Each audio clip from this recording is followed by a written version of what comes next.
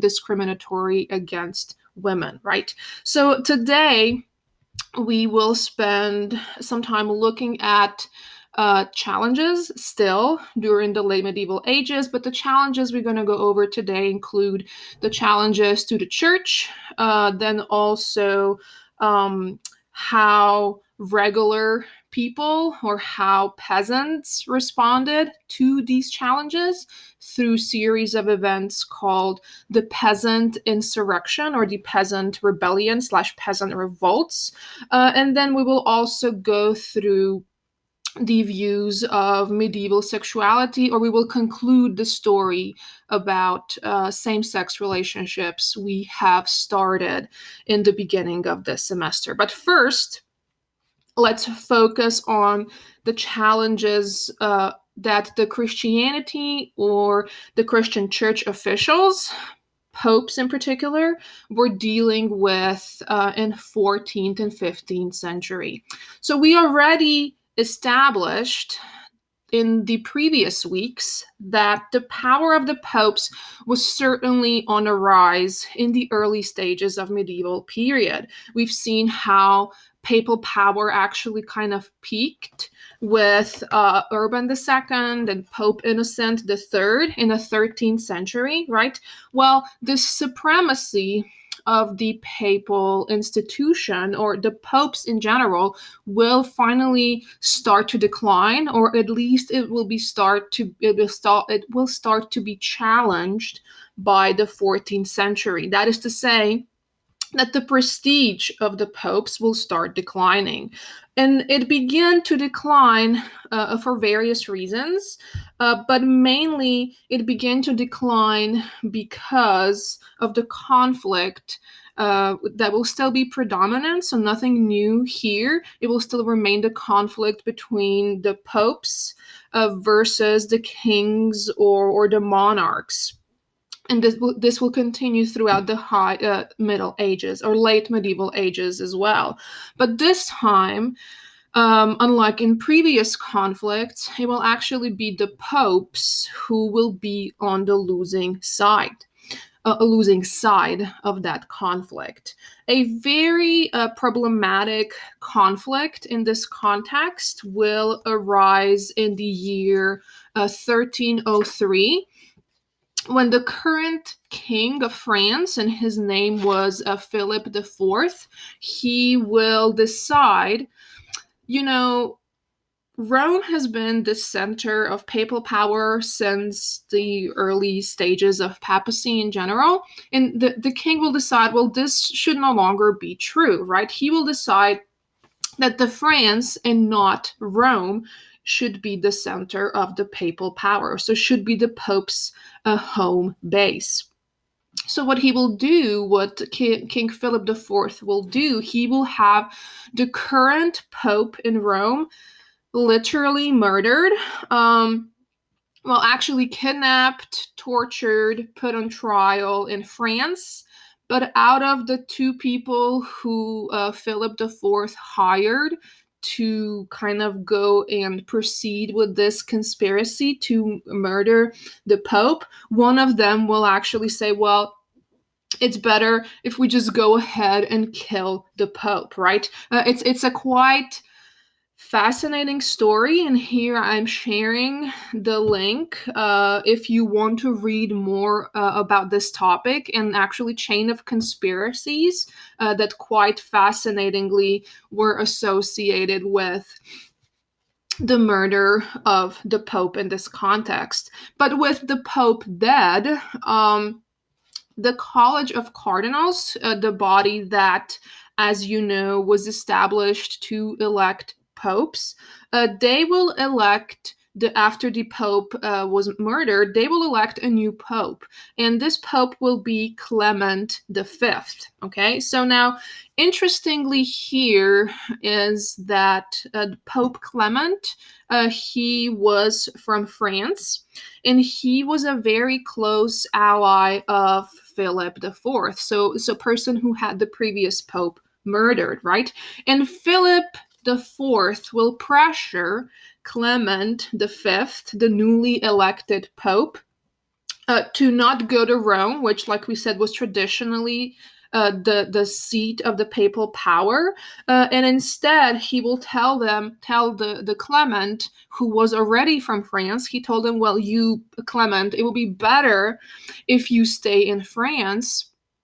Because I think that at this point, everybody in Rome can even see that Rome is this very unsafe place in which popes are getting murdered. So, what essentially Philip IV was doing is he was creating this environment of lack of balance in Rome to prove that Rome is an unstable place for popes to be, and to convince everybody else, oh, the papal seat should now be in France because Rome is a very unsafe place for popes.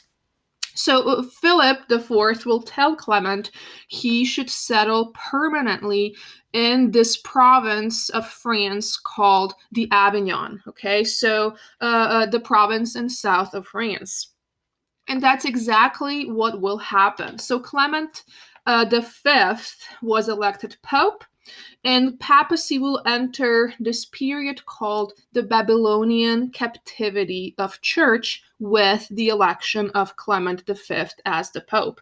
So Babylonian captivity of the church is this period between 1309 and 1376, and I have to correct this typo later. So between 1309 and 1376, during which popes, seven of them to be precise, will be residing in Avignon rather than residing in Rome like they always had, right?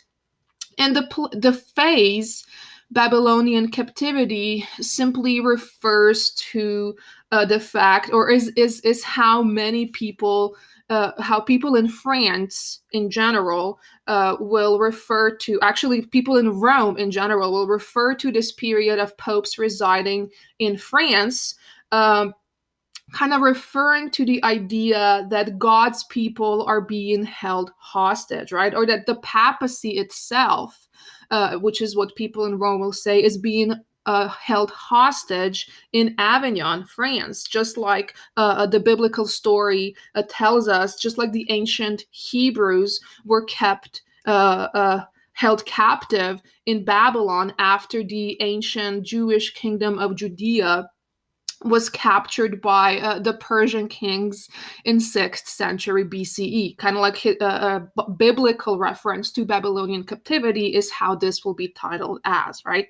But anyways, back in 14th century, during the Babylonian captivity of the papacy, this event of Pope kind of no longer being in Rome will, of course, severely damage the reputation that popes themselves have kind of been building all of these years, right? And Babylonian captivity damaged the papal influence, right? Now, why is that the case? Why would it suddenly be damaged after popes have been building up their reputation? Well, because the move of the seat from Rome to France was seen as this disturbance, as this break in tradition, or as a sign of a division within the Catholic Church itself. So, if the Catholic Church cannot decide about its internal stability, about its internal factioning, then why should people in general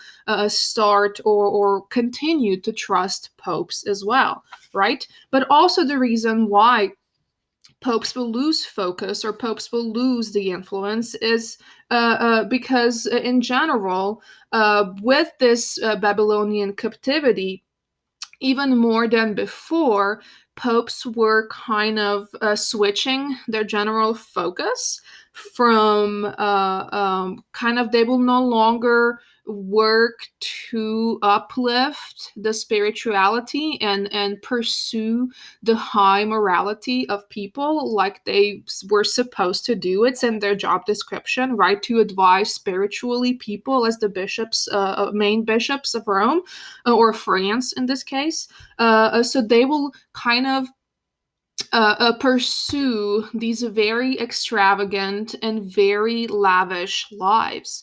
For instance, during the Babylonian captivity, popes who lived in had the seat in France, they would build these lavish new basilicas, lavish new residences for them to live in, and spend huge amounts of money to kind of build their own palaces. Because we know if you build institution, if you build the center of power, you will have this, you will give people this perception that papacy is still kind of reigning strong, right? Well, people kind of disliked the fact that that popes were spending more and more money to make themselves look more and more powerful by building these big infrastructures, right? Here is what one of the critiques of popes of that time had to say. And his name was Raymond de Cornet, and he was a French poet. He will say, I see the Pope has carried, trust, betray, for while the rich his grace can gain always, his favors from the poor are withholden. He strives to gather wealth as he may, forcing Christ's people blindly to obey, so that he may repose in garments golden. Our bishops, too, are plunged in similar sin, for pitilessly they flay the very skin from all their priests who chance to have fat livings.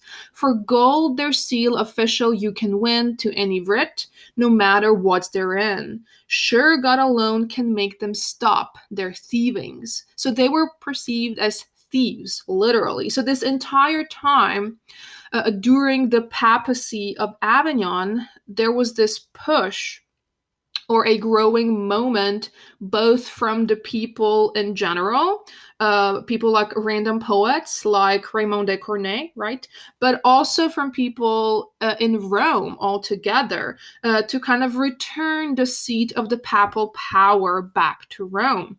One of these people will also be Catherine of Siena, or later Saint Catherine of Siena. She was one of the most influential people, later saints in Catholic Church.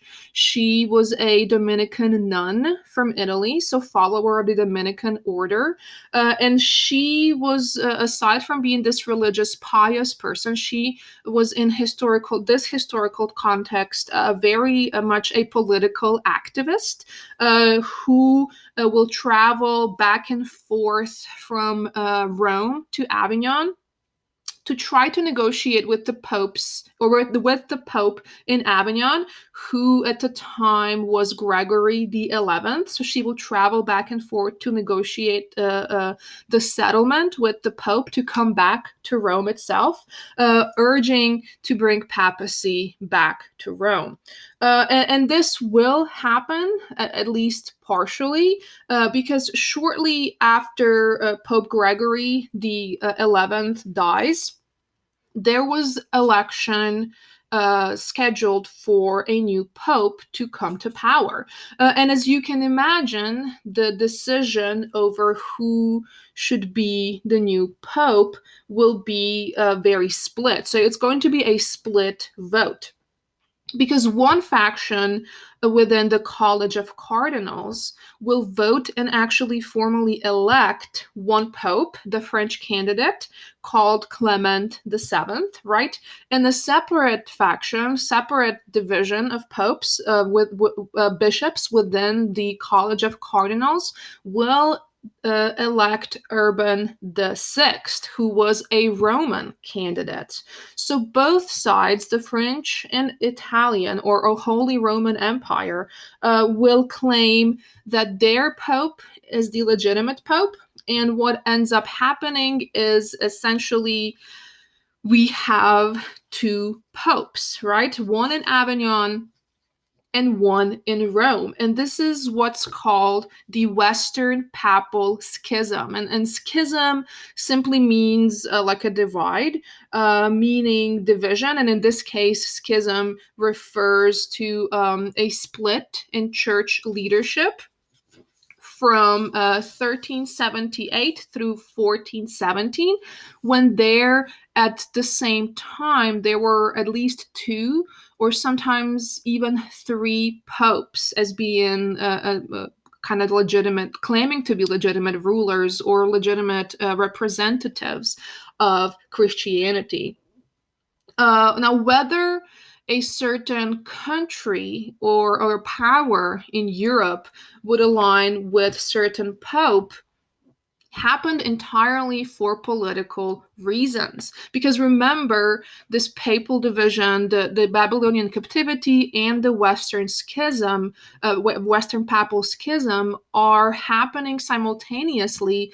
That we also have the conflict between the France and Britain in the Hundred Years' War, right? So countries will start to side with either a pope, with either a Holy Roman Empire or France, dividing depending on whichever political faction they wanted to be associated with, right? So for instance, France, of course, recognized Pope Clement as the only legitimate pope.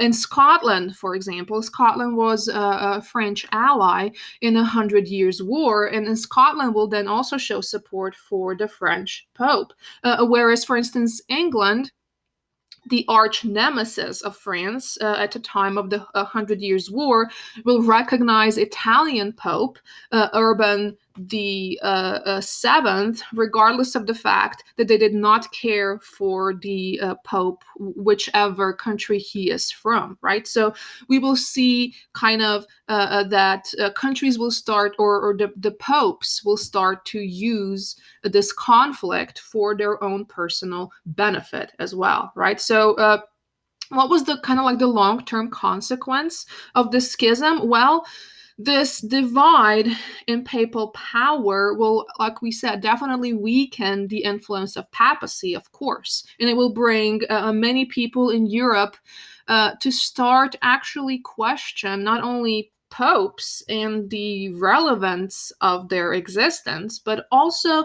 they will start to question their own religiosity or the level of trust that we can have in church, or the organized church as an establishment or as an established church, which, knowing that what we know about the sheer influence that popes had throughout the entire period of the medieval ages, or at least first half of the medieval ages, was a very radical idea at the moment to kind of question the church authority, because we had built up so much respect for popes, and now to suddenly start to question whether they should exist at all in the first place. So some people will do that precisely. They will start to question, do we really need popes to have all that much power? Do we need to have popes at all?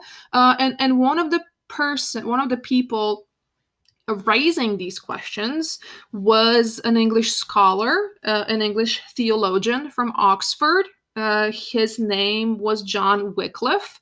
He will offer a very strong criticism of medieval church structure and church authority, and as it operated in the 14th century amidst all of these conflicts, so amidst the Great Schism.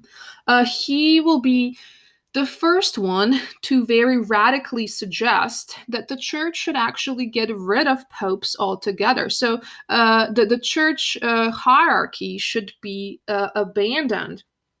On top of that, he will very radically at the time argue that the scripture or the Bible alone should be the only standard of Christian belief.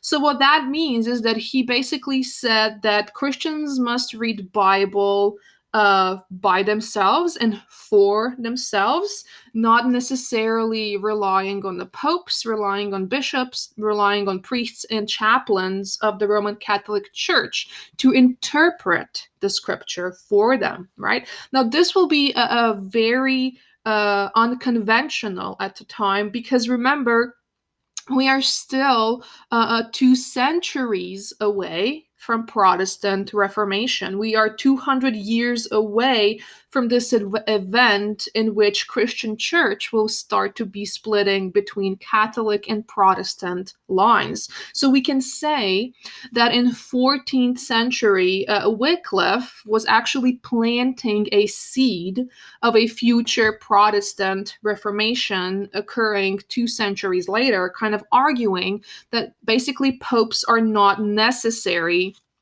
or the Catholic Church and its institutions, the sacraments, are not necessary in this human connection with God altogether. Now he will gain a great following in 14th century England, and the followers of John Wycliffe will be called the Lollards. Okay, and the Lollards, also very radically among things that they already agreed with Wycliffe, they would also add to all of these arguments that there's really no biblical precedent to say that only men are the adequate preachers. So they will say that it's okay if women want to be part of the preaching process if they wanted to, right? So they will also, among other things, the Lollards will also argue for just this simplicity of a person's relationship with God. So, kind of deprived of all the pomp, of all the ceremony that the Catholic Church stood for, kind of eliminating stuff like church privileges, church tax exemptions, church's tax collecting abilities. And so they will kind of criticize all the church privileges that church has enjoyed for centuries in medieval ages. And we can conclude that John Wycliffe and the Lollard followers were the first kind of recognized, the organized critics of the church establishment and this hierarchical structure of the church authority. Okay, so similarly to what Wycliffe was saying, similarly to what Lollards were arguing, we also have another critic of the church at the time. His name was Jan Hus, and he was from a place called Bohemia. Bohemia was a province within the Holy Roman Empire, but today is also, today that territory is known as the modern day Czech Republic. So from Central Europe as a part of Holy Roman Empire at the time. Well, Hus, he will come from Bohemia to England to study theology, and he will attend the University of Oxford. And we know that Oxfordites were the Lollards as well, right? So there was a lot of Lollards at the University of Oxford at the time. So he will come into contact with them. And he was like exposed to these ideas of John Wycliffe and his followers, and he will embrace their ideas. He will agree with their arguments, and he will essentially take these arguments or these ideas back with him to Bohemia. And he will also start to talk to people about, we should really start opposing Pope's church. We should start opposing church's wealth and power within the Holy Roman Empire.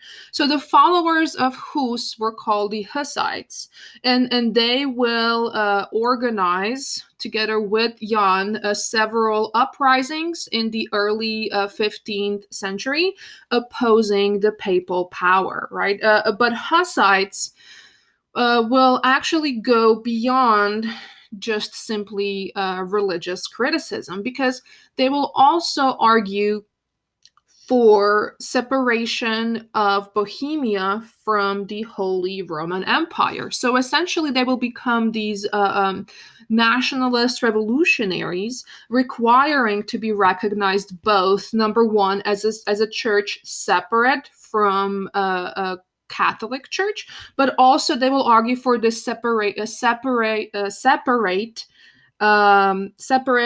Czech nationality. Okay, so they will not be successful the Hussites will not be successful in trying to win the national independence, but for a brief period, if anything, the Holy Roman Emperor will actually agree to recognize the Hussite Church in Bohemia as a separate church. And the Church of Hussites will survive well into the Protestant Reformation of the 16th century, after which they will kind of merge with the Protestant churches that will be organized in the future, right?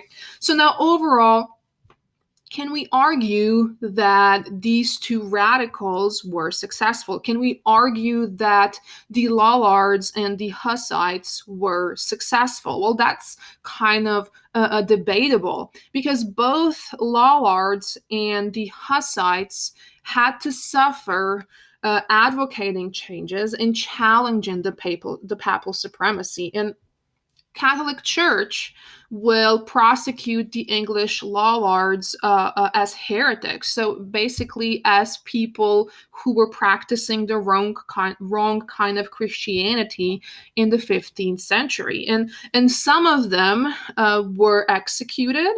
Some of them were forced to recant. And to recant, it simply means that, whatever I say about Christian faith not being the true faith, I'm disproving that. I'm simply holding whatever beliefs I'm currently holding that are not Catholic Church beliefs are not true. So they were kind of forced to publicly admit that they no longer hold Lollard beliefs as true and confirm, yes, Catholicism is the only kind of correct religion, right?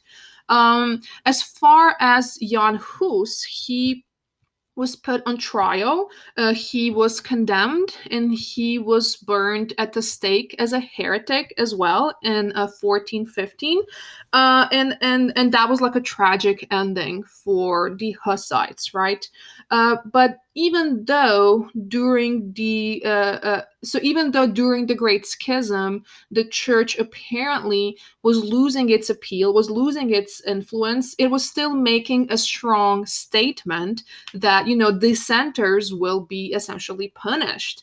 But nevertheless, this theology or ideas about religion and actions of Lollards, actions of Hussites were largely significant and very historically impactful, because they kind of exposed this crying need for church reform, for the ecclesiastical reform in the midst of the papal schism. So the activity of Hussites and Lollards and the popularity that they had in their respective countries will kind of serve as a proof that papacy and that Catholic Church are kind of starting to begin to see cracks in the papal power. And the two movements, both of them, will definitely lay foundations for the great reform efforts in the 16th century, meaning the Protestant Reformation. And we will talk about in great depth about the Protestant Reformation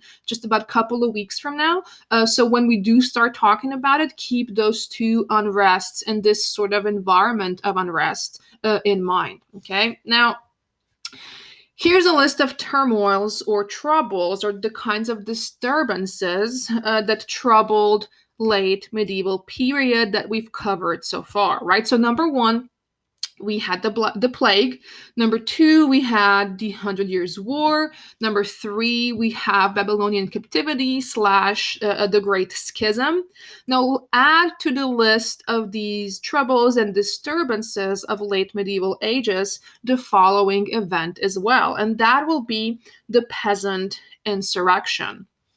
And it will perhaps be no surprise that the late medieval period will also become the time in which peasants will start to kind of question their position in the society. And peasant revolts will come as a result of that. So peasant revolts or peasant insurrection of the 14th century will kind of come in the late medieval ages as a result of various things we talked about up until now. So we, for instance, see the great population decline with the Black Plague. And on top of on top of like 100 years war that was troubling Europe during medieval ages, as well as this crisis of spirituality. So this uncertainty about whether I will be called in to have to go to enlist in the army and serve in 100 years war, and amidst this crisis of the papal conflicts, the Christian conflicts altogether. And so a conflict will within the peasants will also kind of come as a result of this turmoil.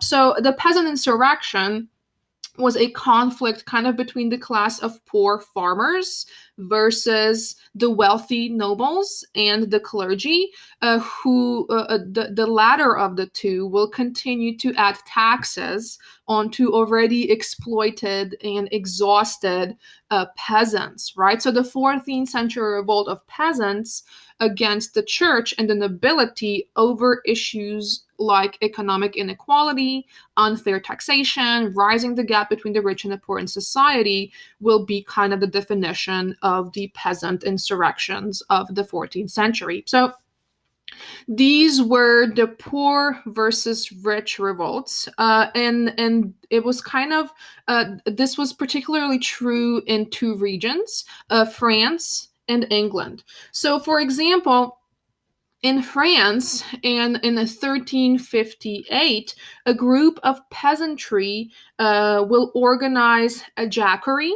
It's like a French word for the peasant revolt in this context. And it was a massive uprising by French peasants who were protesting heavy taxation. And their protest lasted several weeks, and they were again protesting the fact that the French monarchy had increased taxes, or people's taxes, because government needed money for the 100 Years' War. So peasants will essentially be blaming the nobility for these oppressive taxes, a kind of like and kind of trying to tell peasants that, you know, you have to also, on top of all of this, join and go in the battlefields, on top of your life situation already being very miserable, right?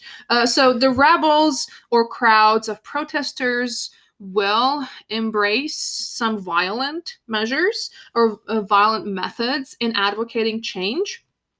Peasants would go kill local nobility by cutting their throats.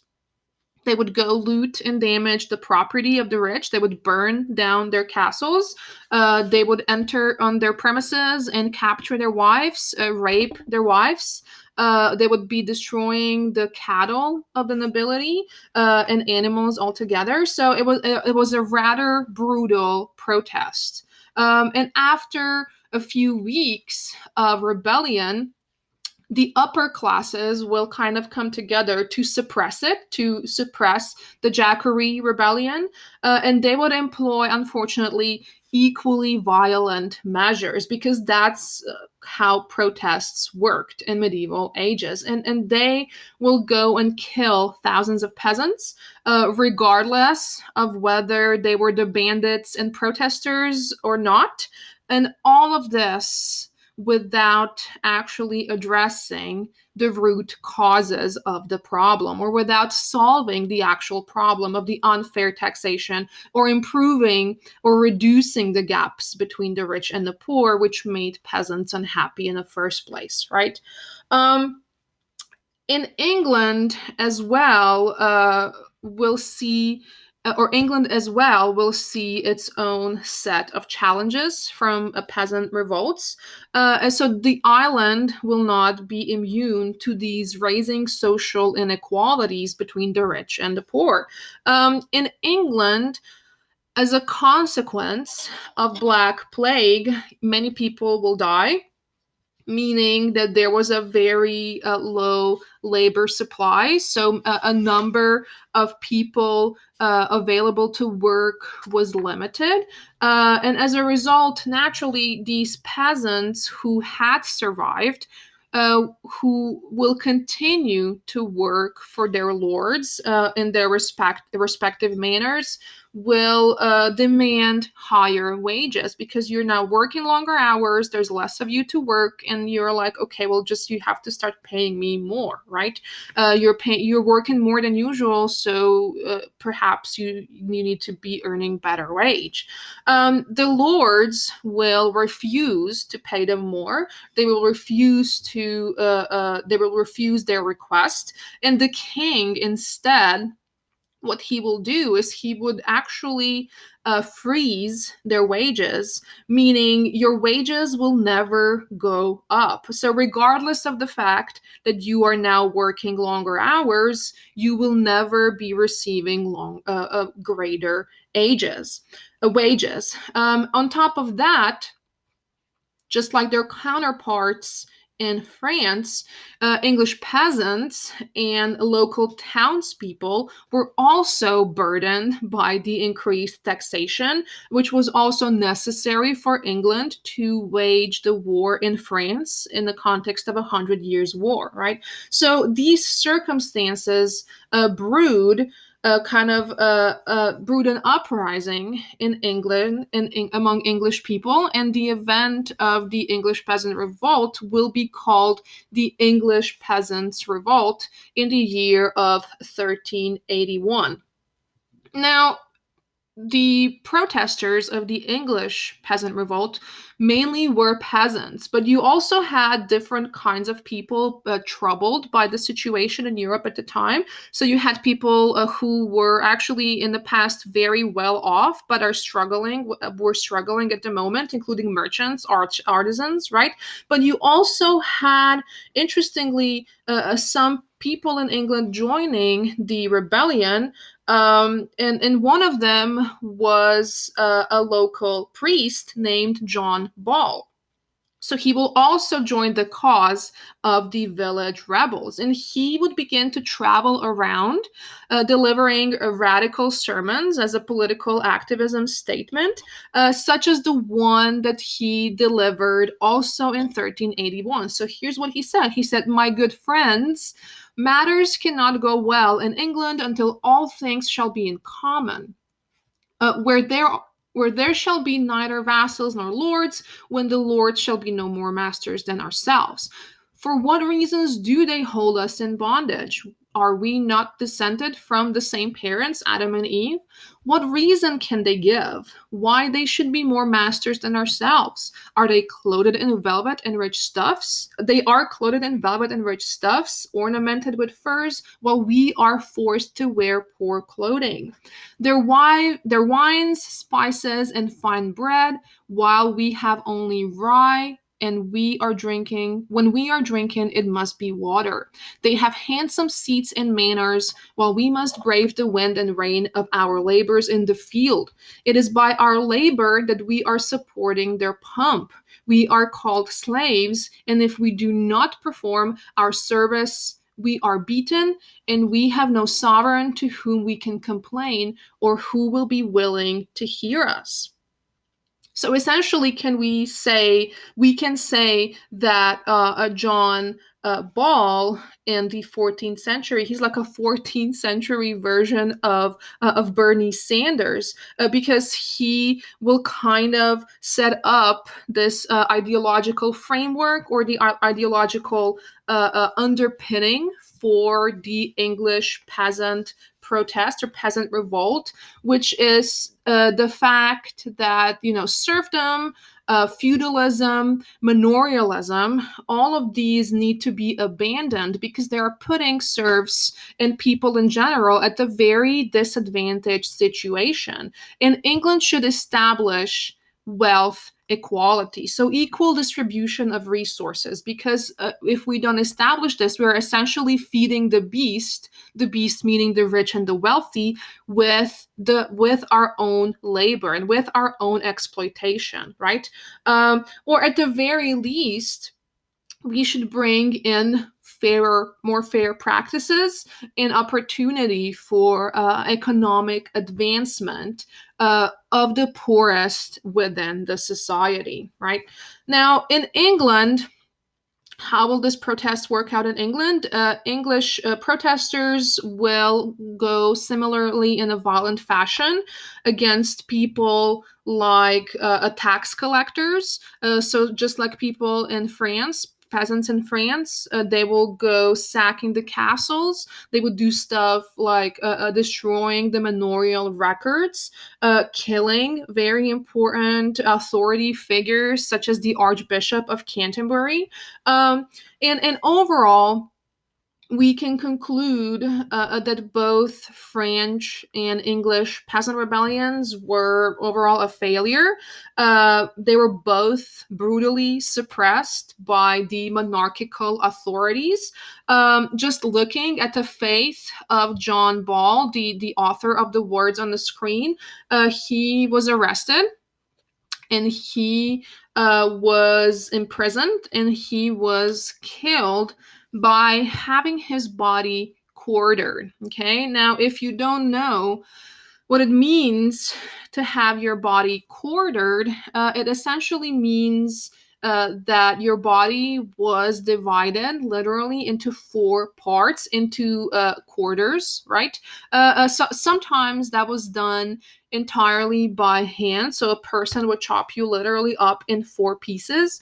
But as a form of public embarrassment, it could also be achieved by scoring the body before tying the limbs to four horses.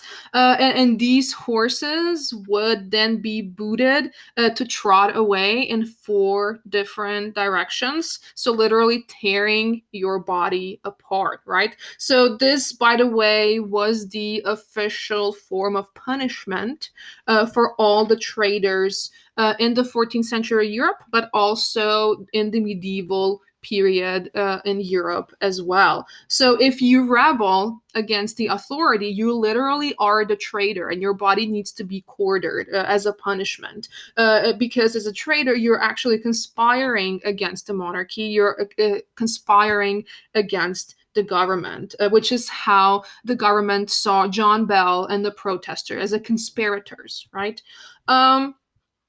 Needless to say, both rebels, protesters in France and England during the 14th century protests will fail to abandon serfdom, will fail to abandon the feudal system, and their own system of bondage, the serfdom, will continue to persist well into the 15th century and even 16th century in some areas as well. So they will not be successful.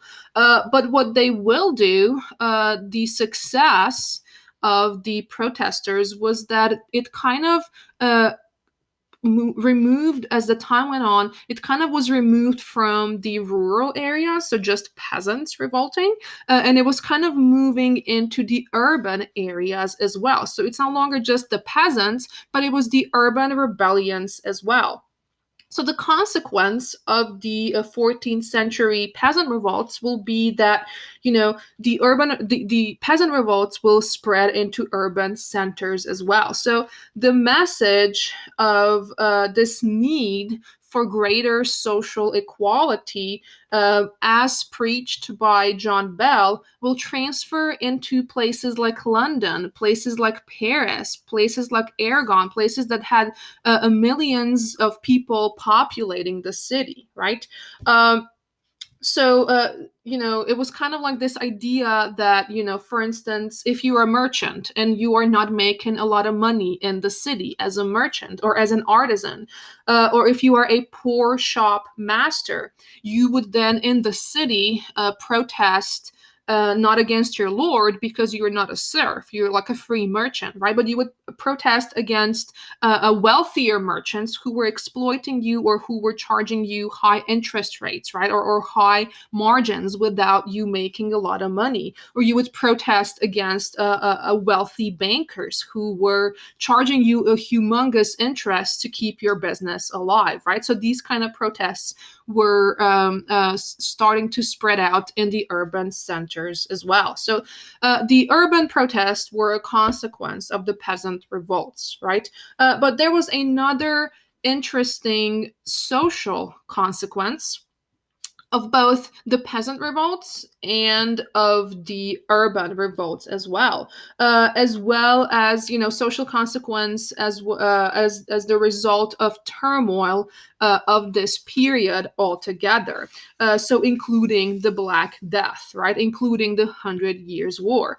And peasant and urban revolts actually had changed, for one, the marital patterns, or the patterns in which people will get married, number one, but also the patterns in which they will engage sexually. And people in Europe during 14th century and during 15th century, because of all of these rising financial insecurities, they will start to believe that couples should actually, before they get married, both of them should be economically independent, because the future is uncertain in this area of turmoil altogether. And during this time of crisis, you need to learn, or you need to practice how to support yourself financially before you get married. So men and women both would spend, of course, more hours working, saving the money for one day when they do get married, and kind of they would spend longer days in apprenticeships, kind of learning skills that can sustain their lives for longer periods of time. So that is to say that both men and women will get married later in their lives. Unlike in the earlier periods, for instance, a woman in late medieval period, she will usually enter marriage in her 20s, in her mid 20s, which was an old maiden by medieval standards, because in earlier medieval times, by 17 you surely were married, right? But in late medieval ages, she was not as dependent on her husband. And she will continue to work independently throughout her 20s. A consequence of this is that there were also fewer pregnancies, because when you marry earlier, chances are you will get pregnant earlier as well at this time, right? And men of all social groups also will wait longer to get married. Usually, men were married in their late 20s, and even though the marriage happened in the later stages of people's lives, that did not mean that sexual activity was postponed, right? So many cities in Europe, including places like Dijon in France, Paris, Venice, Genoa, Rome in Italy, right? They will establish the brothels, or the legal houses of prostitution. So prostitution was largely legal, widely practiced in medieval ages, and women were able to earn decent wages and significant amount of protection for their sexual labor.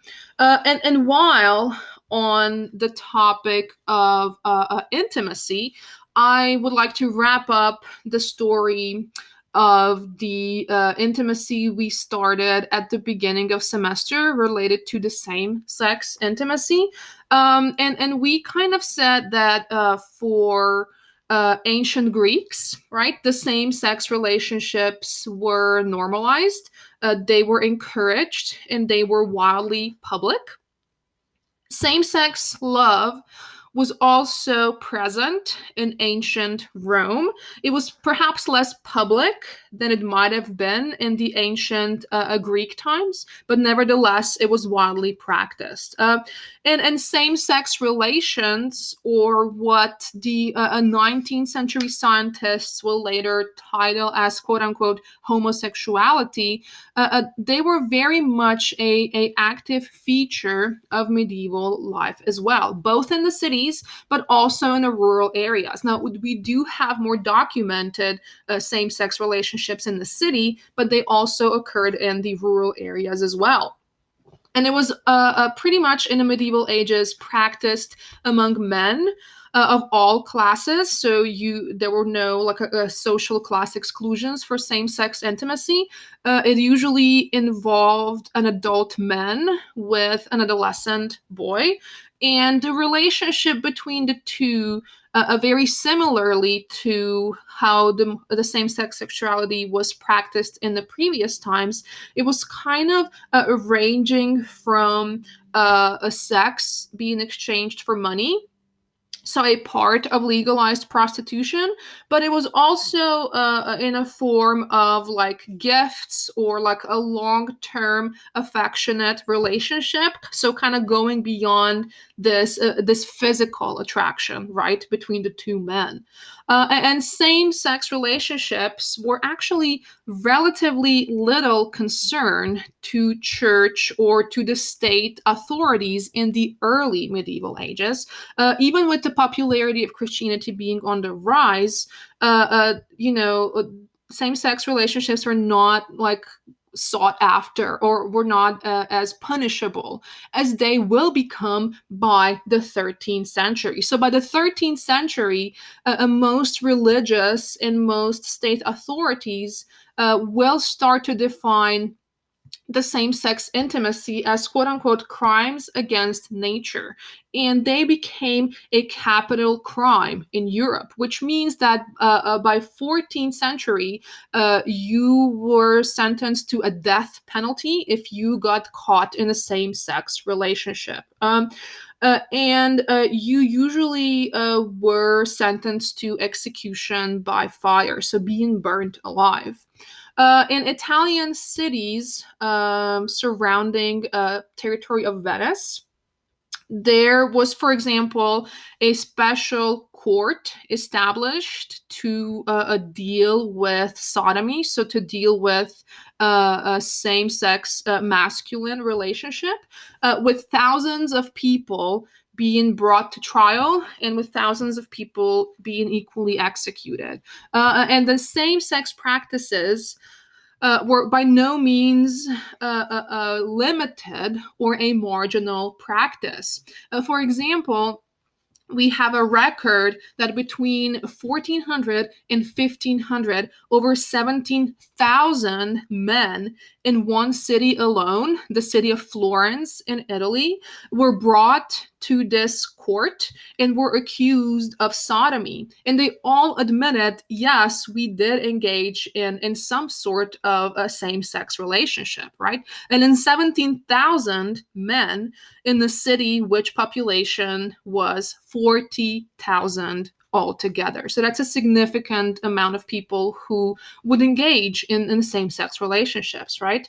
Um, and they all, other than just being publicly tried and executed, they faced constant societal scrutiny and judgment. And for instance, here's an illustration on your slide from the 14th century copy of the epic poem called Divine Comedy by a medieval author named Dante Alighieri. And I'm sure perhaps at some point you have heard about the Divine Comedy. And his work, the Divine Comedy, was written at the time at the time of the heightened prosecutions of people for practicing same-sex relationships, right?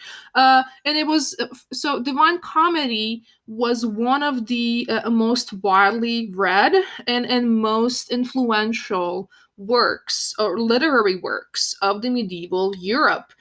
So think of, for instance, the importance that Homer's Iliad and Odyssey had for ancient Greeks, right? Think of the importance that Beowulf had for Northern Europeans in the earlier centuries. Well, that was Divine Comedy in the medieval ages. That was the significance and the importance, cultural significance of the Divine Comedy for medieval periods.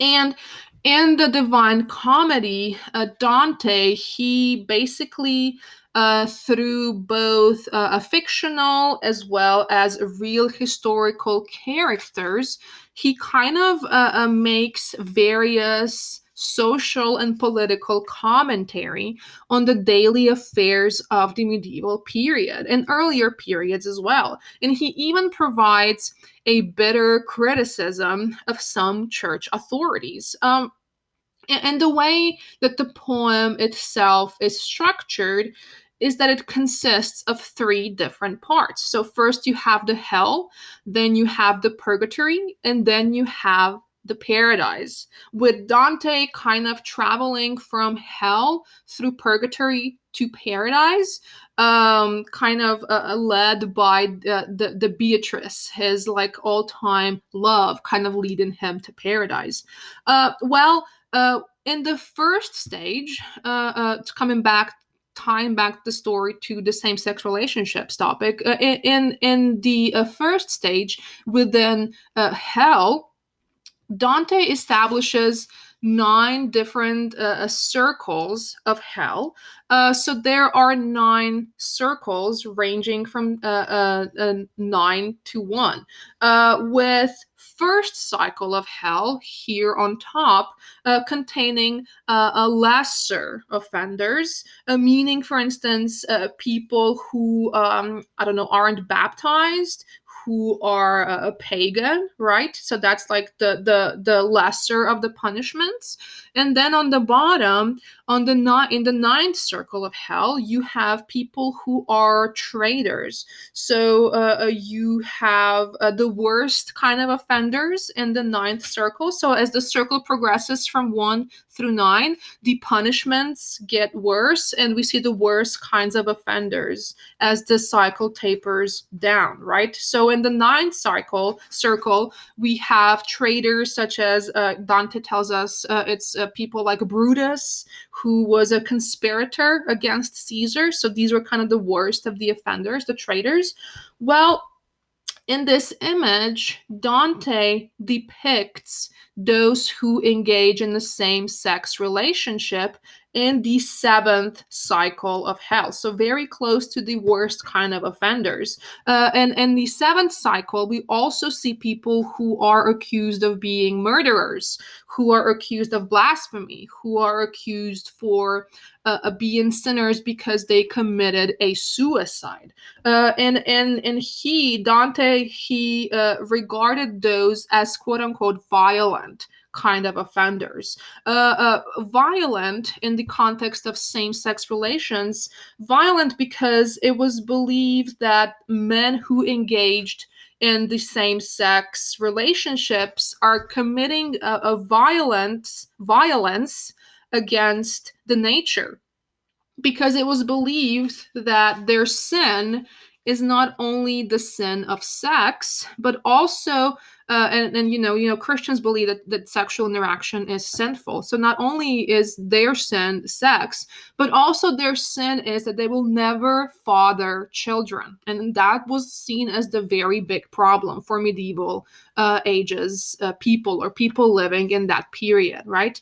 If you look at the illustration on your slide, so these are the people in the 7th cycle, right?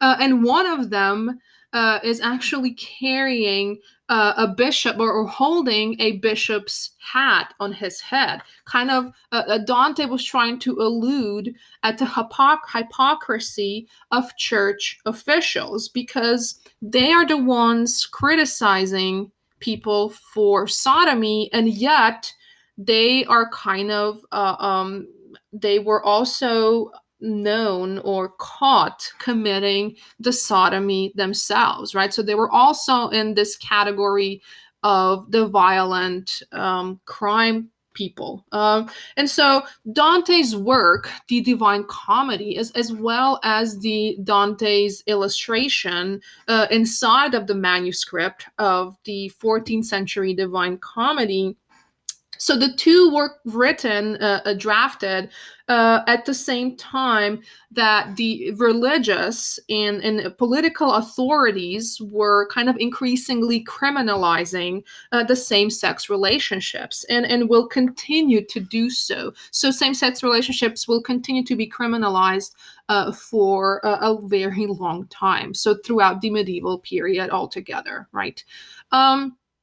Anyways, this concludes our discussion of a late medieval ages, a definitely turbulent period for no matter what social strata you came from, right? So we will continue our discussion next week with the period of Renaissance. Okay, so be back for that. And I hope you are having a good and safe rest of your week. And I will see you next time.